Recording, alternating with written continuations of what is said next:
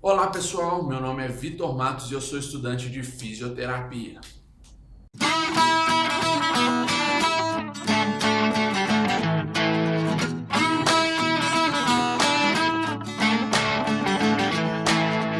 Pessoal, hoje nós vamos falar da disciplina de psicologia e autodesenvolvimento, tá certo? Disciplina comum aí nos cursos da área da saúde, tudo bem? Nós vamos falar da matéria evolução da psicologia, tá certo? Em termos históricos. Na minha faculdade, essa matéria está no primeiro capítulo da apostila. Então, isso aqui é como se fosse a primeira aula, né, da disciplina de psicologia. E vamos lá.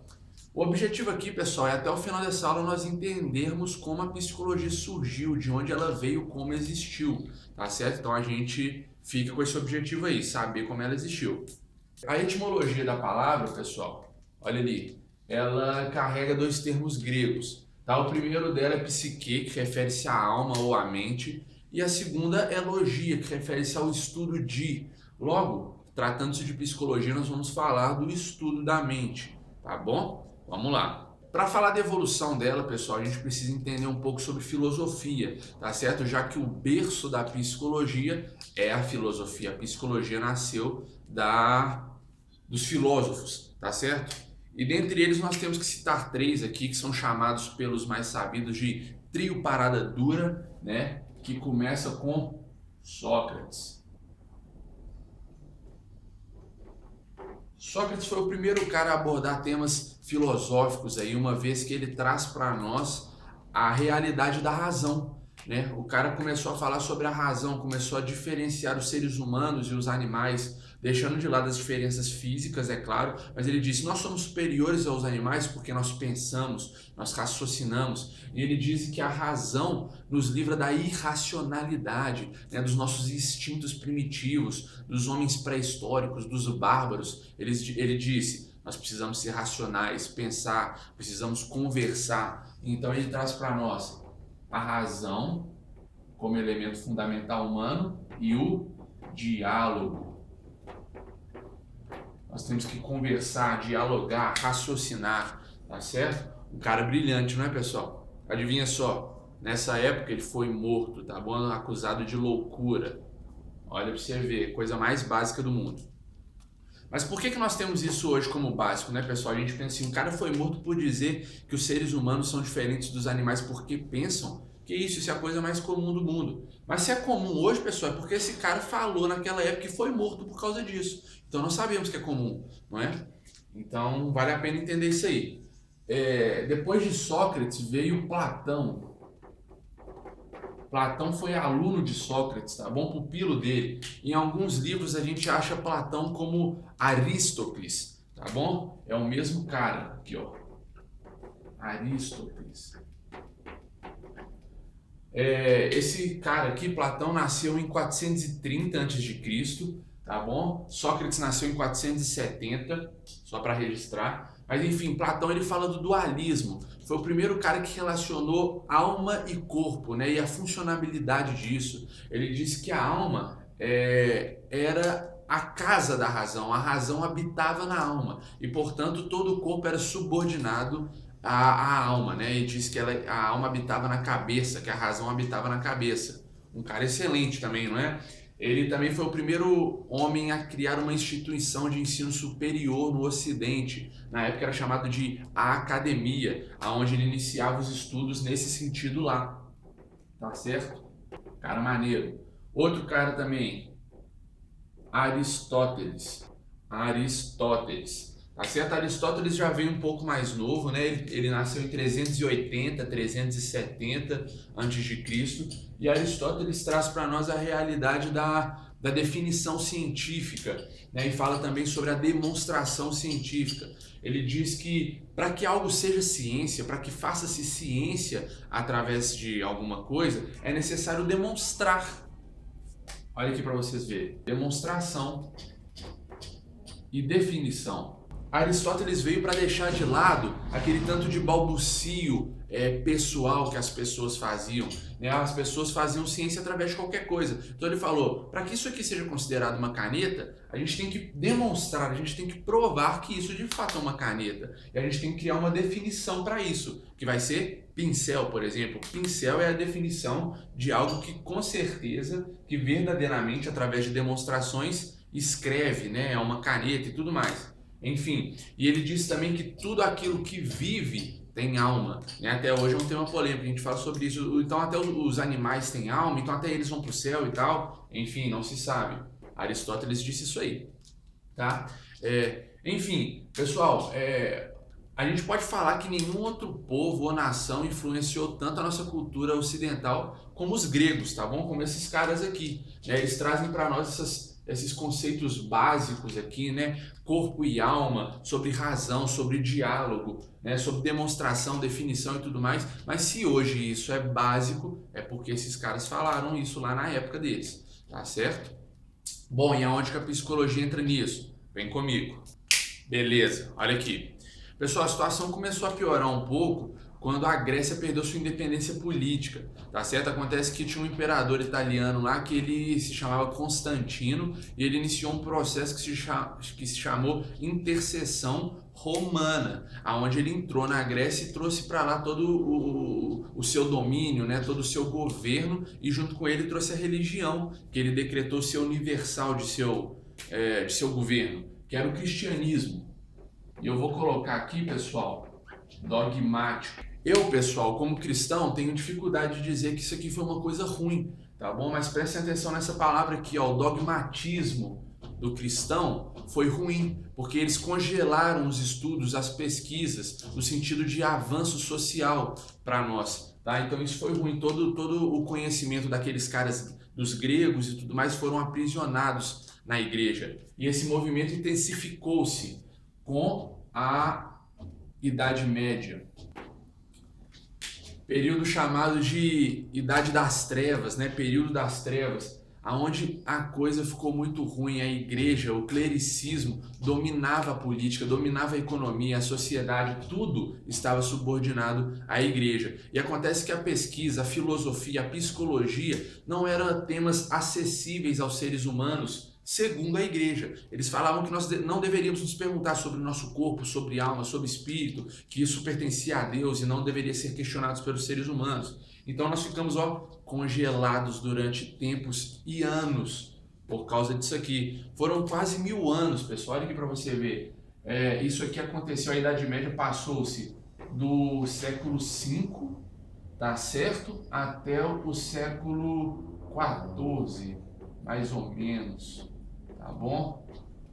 Foram quase 1000 anos de prisão científica, vamos dizer assim, de evolução científica, tá certo? Dentro desse período aqui, pessoal, de Idade Média, teve uns caras que nos ajudaram. Vamos falar deles. Olha aqui, o primeiro foi Agostinho, né? Santo Agostinho.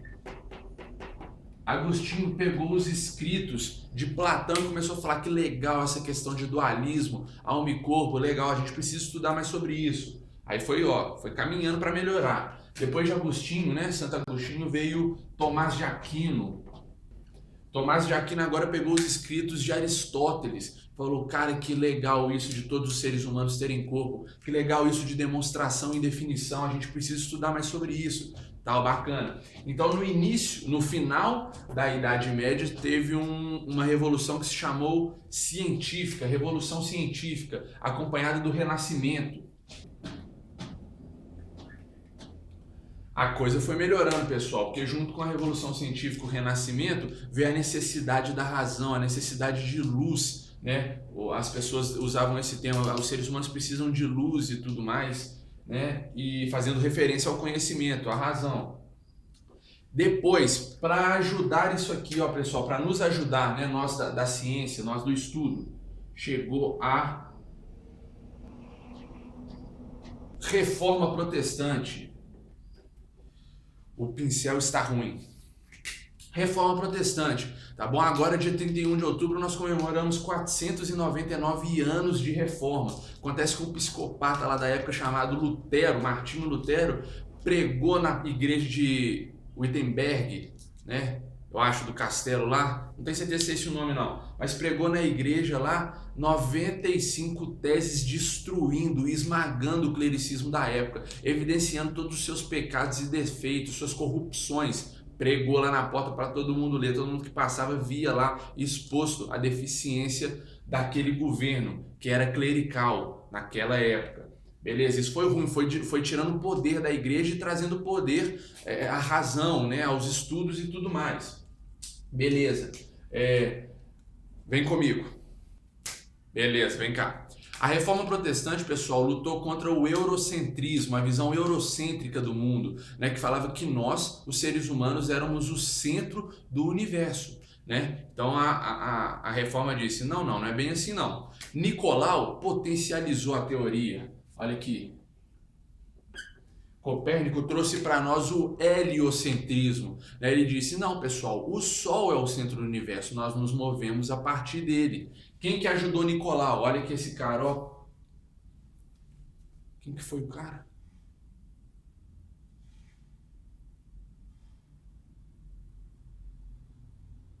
Ah, aqui ó. Galileu Galilei, pessoal, pegou uma garrafinha PET, um caco de vidro e corda e fez um telescópio naquela época, pessoal. Então ele iniciou os estudos a partir do heliocentrismo, a favor do heliocentrismo decretado por Nicolau, tá certo? Sabe o que aconteceu? A igreja matou esses caras. Falou, vocês estão questionando os dogmas religiosos, nós não devemos fazer isso, vocês devem morrer. Matou o cara. Absurdo. Tá certo. Pessoal, vale a pena comentar que personagens importantíssimos para nós, para o mundo, foram mortos nessa época por causa do movimento que foi chamado de Contra-Reforma, de Inquisição, né, que é uma ação da igreja contra, né, a reforma protestante e tudo mais. Mataram, morreram muitas pessoas nessa época, tá certo? Beleza, mas aqui já estava melhorando as coisas, pessoal, porque isso aqui foi mais ou menos no século V, tá? Indo para o século... No século XV, indo para o século XVI, tá bom? E aí a gente já tem a participação da Revolução Industrial, do industrialismo, né, junto com o iluminismo, não é mesmo? Que aí vem a explosão do pessoal saturado do dogmatismo religioso. Então eles falam, não, nós precisamos evoluir, pensar e tudo mais. E uma curiosidade, pessoal, sabe quando na história da vida a ciência mais evoluiu? Foi nessa época aqui, ó, século XVII mais ou menos, quando as pessoas mais morreram. Tá? Quando o índice de homicídio estava no ápice, as pessoas mais aprenderam. Por quê? Eu vou te explicar. Nessa época aqui, pessoal, as pessoas estavam com tanta sede de conhecimento, de saber a respeito de biologia, de fisiologia, a respeito dos seres humanos, que os cientistas matavam as pessoas, os mendigos, até pessoas comuns, para estudá-los, para abri-los, saber sobre músculos, sobre sistema circulatório, respiratório, sobre fisiologia, sobre tudo, né? Então eles sequestravam pessoas, as matavam para estudá-las. Curiosidade apenas. Tá certo. Pessoal, beleza. E aonde que chega a psicologia? Com toda essa necessidade de ensino, mais ou menos no século XVIII, olha aqui, ó. Um maluco chamado William, escreve assim, eu acho, ó. William Wundt, que as pessoas conhecem ele pelo sobrenome Wundt, criou na Alemanha o primeiro laboratório de psicologia do planeta, tá certo? Com esse laboratório pronto, né, existindo, tornou-se necessário a evidenciação, né, tornou-se necessário evidenciarmos o objeto de estudo da psicologia. O que a psicologia vai estudar? O que a gente vai fazer nesse laboratório? O que a gente vai aprender lá? E aí então surgiu aqui, ó, o objeto de estudo da psicologia, pessoal, o comportamento. Então, nesse momento aqui, pessoal, século XVIII, mais ou menos aqui, ó, no final do século XVIII para o XIX, tá, pessoal? Vou colocar aqui, ó, só para a gente não confundir. No final do século XVIII para o XIX, a psicologia tornou-se, de fato, uma ciência, agora em carreira solo, né, separada da filosofia. e estudava no laboratório, já um laboratório próprio para essa ciência, o comportamento humano, tá certo? É aí que surgiu a ciência, a psicologia como ciência, tá bom? Vem comigo para terminar. Beleza, pessoal, vem comigo. Agora, pessoal, com a psicologia certa, correta, como ciência, e agora existindo estudos a favor da psicologia, com pessoas controlando suas variáveis, observando o comportamento humano e tudo mais, nasceu 3 segmentos psicológicos, 3 escolas de psicologia que dariam origem a todas as outras que nós temos hoje. A primeira, pessoal, olha aqui, é o funcionalismo. Funcionalismo foi fundado por esse cara aqui, ó, William James, tá certo?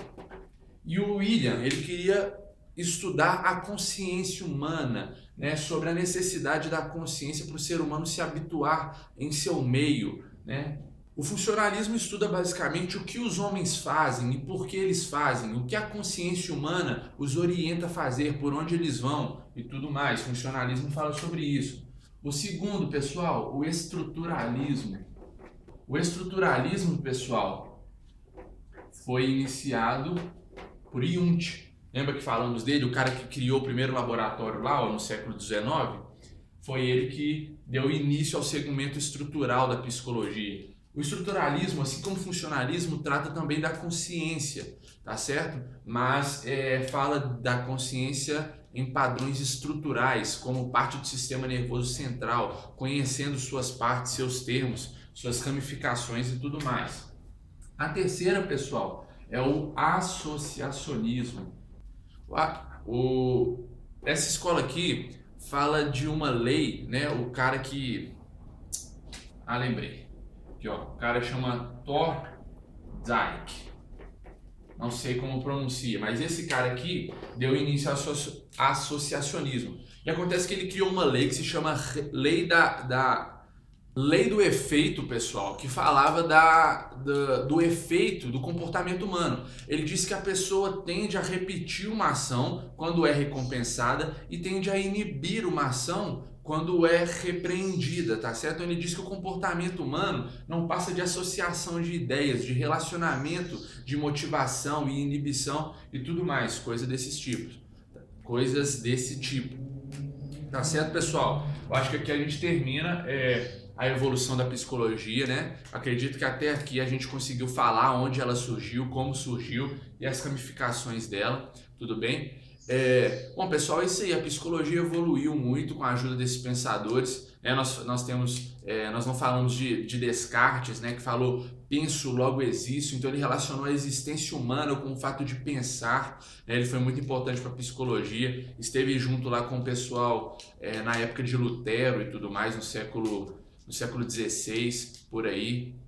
Então, é isso aí, pessoal. Nós devemos muito a esses caras, devemos aos gregos todo esse conhecimento de psicologia e filosofia que temos hoje. Espero ter ajudado, pessoal. Se a aula foi produtiva, não deixe de deixar os seus comentários, as suas dúvidas. Vou ficar feliz de responder e saber de todos eles. Deixe um like, você vai ajudar muito o canal. E a gente se vê na próxima aula, tá certo? Valeu e até mais!